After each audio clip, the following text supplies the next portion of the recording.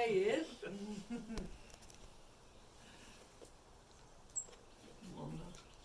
Hello, everyone. Hello. I am a food and beverage manager by title. However, I am a social worker at heart. And my name is Anna Simmons, and today I'm going to tell everyone about the career of social work. And I have done copious amounts of research in order to prepare to inform everyone on the career of social work. We're going to talk a little bit about how social work began, what it involves to be a social worker, and what type of social worker I'd like to be.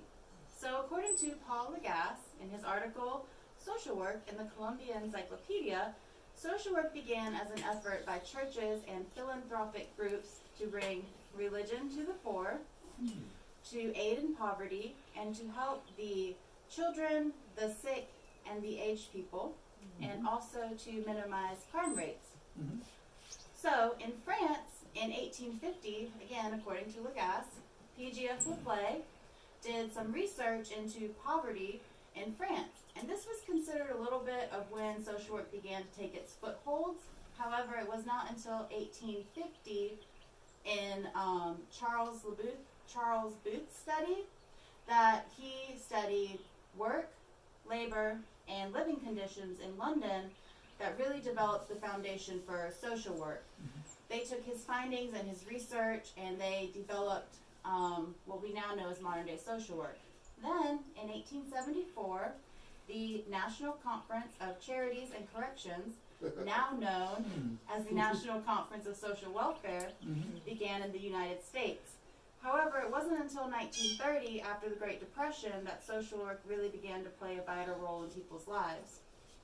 So now that we know a little bit about how social work started and where the career developed from, I'd like to talk a little bit about what it takes to be a social worker. According to the Bureau of Labor Statistics, in order to become a social worker, one must obtain a bachelor's degree in social work. And when studying a bachelor's degree in social work, a student would learn about diverse populations, human behavior, social welfare policies, and ethics. If one wanted to become a clinical social worker, you would then have to complete a master's degree, and you would have to have 2 years of experience in a social work setting, and you would also need to be licensed by the state in which you wish to practice. There are also many key competencies required to become a social worker. One of those would be communication, or the ability to listen and understand what your clients are telling you. Interpersonal skills, so the ability to relate to many diverse groups of people or individuals. Also organizational skills, because you may have a very large caseload that you would have to then manage and keep organized. A few other key competencies would be emotional intelligence, so the ability to empathize with your clients. However, the most important competency would be problem solving in order to be able to help your clients solve their problems. Now that we know what it takes to be a social worker, where social work started, I'd like to talk to everyone about what type of social worker I would like to be. I believe that with my skills and knowledge and capabilities, that I would be a good substance abuse counselor.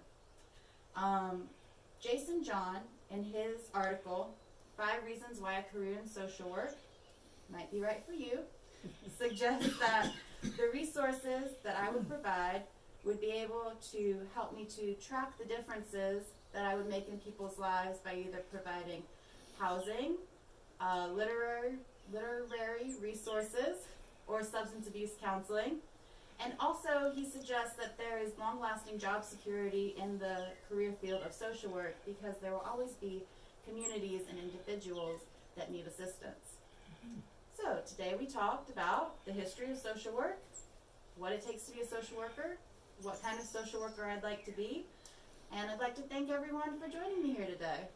Thank you. Thank you.